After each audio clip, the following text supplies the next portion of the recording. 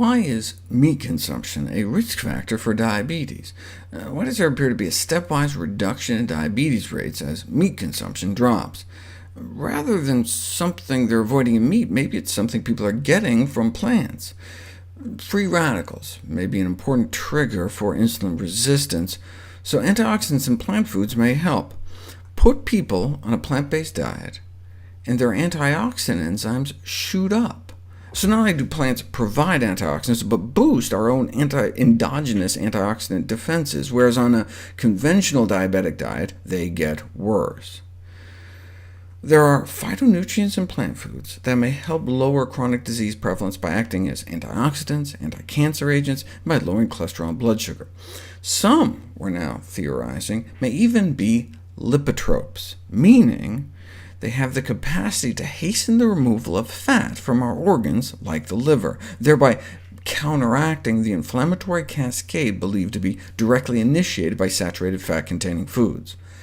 Fat in the bloodstream, due to the fat we wear or the fat we eat, not only causes insulin resistance, but produces a low-grade inflammation that can contribute to heart disease and non-alcoholic fatty liver disease.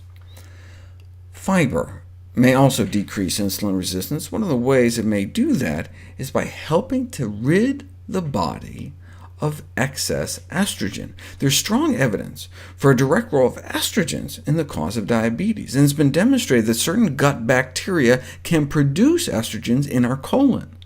High-fat, low-fiber diets appear to stimulate the metabolic activity of these estrogen-producing intestinal bacteria. This is a problem for men, too. Obesity is associated with low testosterone levels, marked elevations of estrogens produced not only by fat cells, but some of the bacteria in our gut. Our intestinal bacteria may produce these so-called diabetogens, diabetes-causing compounds, from the fats that we eat. By eating lots of fiber, though, we can flush this excess estrogen out of our bodies. Vegetarian women, for example, excrete 2 to 3 times more estrogens in their feces than omnivorous women, which may be why omnivorous women had 50% higher estrogen blood levels.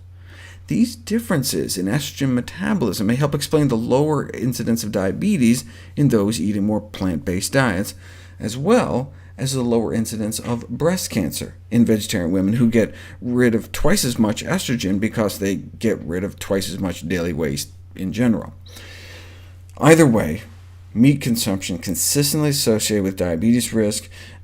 Dietary habits are readily modifiable, but individuals and clinicians will consider dietary changes only if they are aware of the potential benefits of doing so. The identification of meat consumption as a risk factor for diabetes provides helpful guidance that can set the stage for beneficial behavioral changes.